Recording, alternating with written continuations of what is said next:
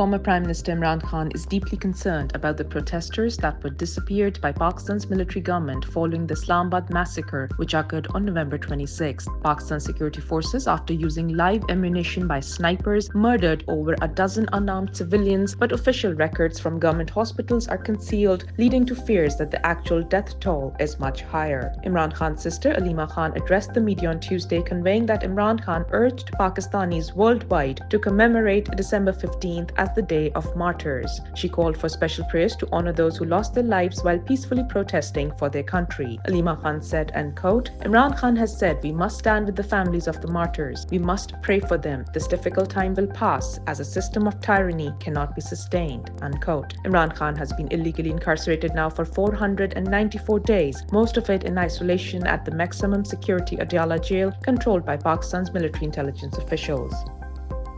Drop Site News, an independent investigative news outlet, reported on Tuesday that sources within the Pakistani army revealed that the chief of the army staff, General Asim Munir, the de facto ruler of Pakistan, ordered a military operation against unarmed peaceful protesters in Islamabad. According to Drop Site News military sources, the operation was planned on the morning of November 25th at the Military Operations Directorate of the Pakistan Army under the direction of General Asim Munir. Under the plan, D-Chalk would be encircled with stacks of shipping containers serving as a barricade.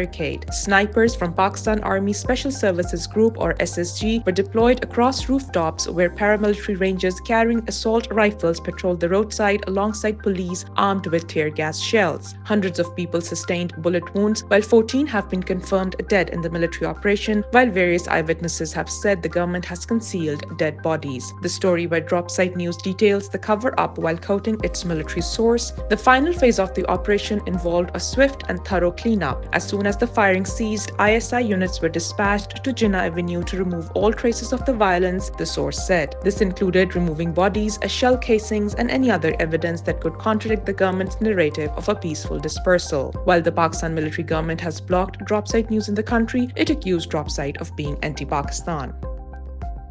Pakistani Americans held a press conference in Washington on Tuesday to present evidence of the Islamabad massacre. The event, organized by human rights organizations, civil society groups, journalists, and Pakistan's largest political party, PTI, informed the international press about the human rights violations in Pakistan. They presented irrefutable evidence of the Pakistani military and its government of deploying special forces snipers to target peaceful unarmed protesters during the November 26 protests, in which over 14 people were killed, while the dead bodies of many are allegedly missing. PTI's Sajjad Berki said the Islamabad massacre was premeditated murder. Former Prime Minister Imran Khan's sister, an eyewitness who was on the ground in Islamabad, said the real operation started after the initial 12 people were killed and the lights were turned off. She said, and quote, "When the military units moved in, that is when the real massacre occurred." Journalist Dr. Moeed Pirzada, while describing the brutality of the incident and the impunity of the Pakistani military government, described for the audience how injured protesters were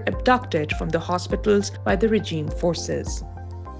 The occupational Israeli forces' genocide in Gaza is continuing as dozens of people have been killed in the last 24 hours in various attacks. The Israeli army in the early hours of Wednesday bombed a residential building in Beit Lahia near Kamal Adwan Hospital in northern Gaza, which has been under an even tighter siege for more than 2 months, according to Al Jazeera. The attack killed at least 20 people, including women and children, but there are fears that the death toll could rise. Local media reports said at least 30 displaced people were living in the multi-story home of the Abu Tarabish family before it was struck. The renewed attacks are taking place as efforts to reach a ceasefire are underway in Egypt. The occupational Israeli military's attacks on Gaza over the past 14 months have killed at least 44,805 people and wounded 106,257.